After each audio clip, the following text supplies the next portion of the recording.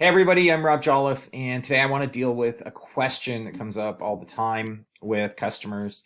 I've been asked this twice in the past couple months, and I just want to answer this question, which is why do I need to have sales orders? So let's get into it. So I've been asked a couple of times, why do I need to use sales orders by different clients recently? And I wanted to put this video together to explain why you need to have sales orders when you're a manufacturing company and you're using an ERP. Just a little bit of background. I'm Rob Jolliffe. I'm the president of Sabre Limited, and I'm an expert in supply chain, IT, and ERP systems. And this is my Ask the Expert series where I try and answer questions that come in. A couple of assumptions if you're watching the video. We are targeting, and you probably will be a manufacturing company who's watching this video.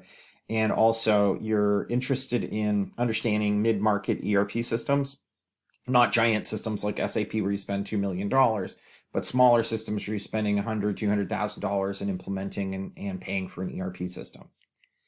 If you want to talk to me, you want to ask me any questions about this video or any other videos in our series, just don't hesitate to check out below in the links that we post in the video description for my contact form so that you can book a meeting with me.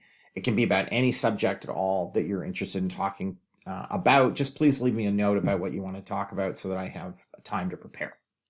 Okay, so why do I need to use sales orders? First of all, let's start with what is a sales order, because I think that there's some confusion about what a sales order is.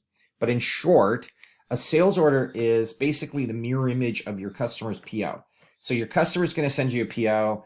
You need to have a place to keep that. In the old days, we used to call it an order book. And sometimes it was a literal book, and we filled it in on a book, and we kept track of the inbound orders that our customers had placed with us. A sales order is that. That is exactly what its purpose is.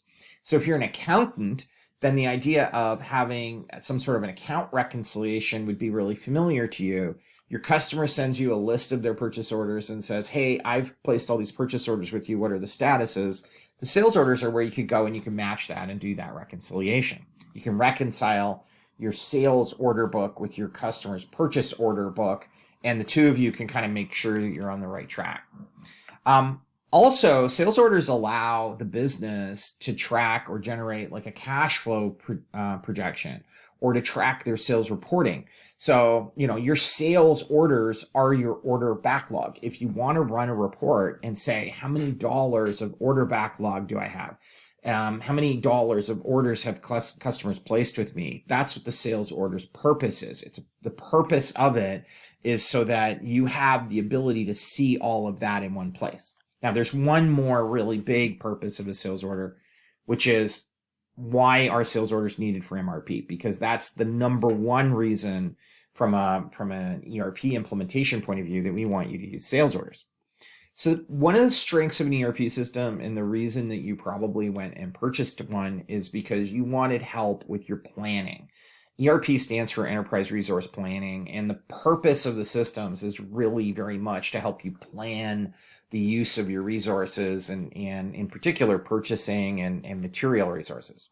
So MRP is a subcomponent of an ERP system, but if you think of the terms ERP, MRP, there is a similarity between them because ERP derived from MRP. So MRPs were the original software packages, they added features, and then they became ERP systems.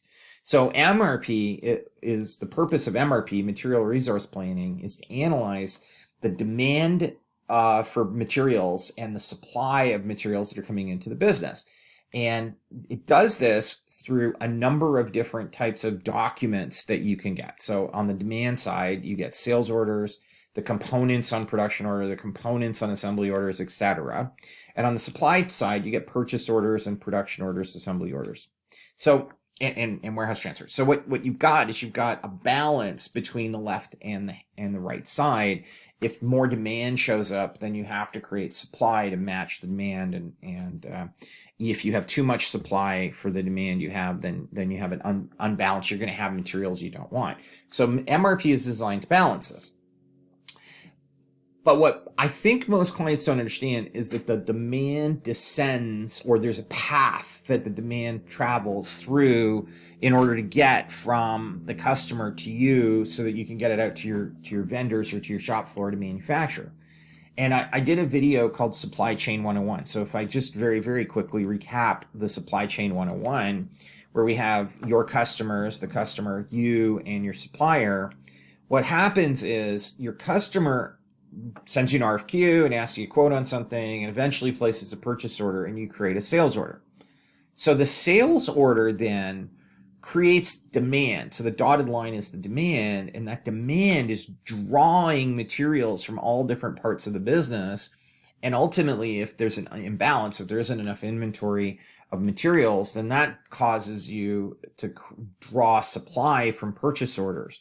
So the sales order is what creates the purchase orders you need to create to match or meet what you need. Now, there's all kinds of elements to this. You have to have bills of material. You have to create production orders or assembly orders and schedule them. But MRP, if you have bills of material and you have either assembly or production orders, can skip that step. It can predict what you're going to need, place the purchase orders in advance of you even bothering to create your assembly orders or your production orders.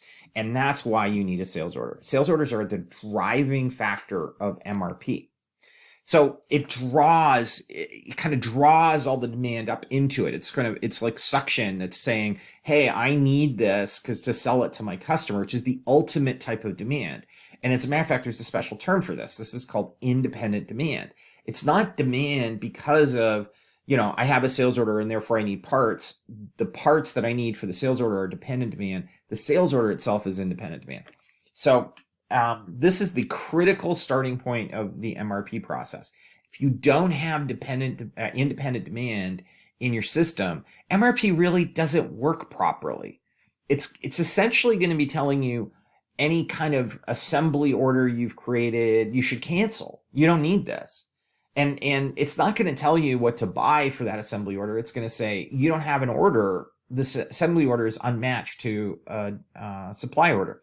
Now, there is one other type of manufacturing, which is the project manufacturing or job shop type manufacturing. It's a little different, and maybe sales orders aren't necessary in that, but that's not most of my clients that I'm talking to. And I would say even for a lot of those clients, it is.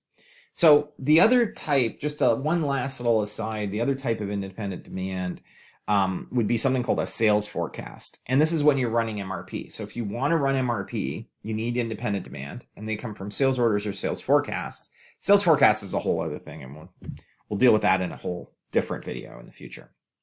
So sales orders are a mirror of your customer's PO, and they allow you to create an order book, which most businesses want to know what's on order, when do I have to deliver it, et cetera, et cetera. And that's what sales orders are for. You can run those reports by having sales orders.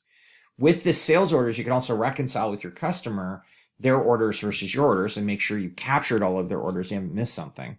They drive the demand. They're the independent demand that drives the MRP process, generates the dependent demand, which generates your purchase orders or your production orders. They also drive other reports like your predictive cash flow, your order backlog report, your sales bookings reports. Most of these things are absolutely required in order for successful implementation of a business. So as always, check out all the links in the description below for other videos and articles that are related to this video. And please click the subscribe and follow buttons to follow our channel. We post new videos regularly. And if you could like this channel, it helps tell the internets that this is popular content. If you'd like to contact us, this is our contact information. Thanks so much for watching. See you soon. Have a great day.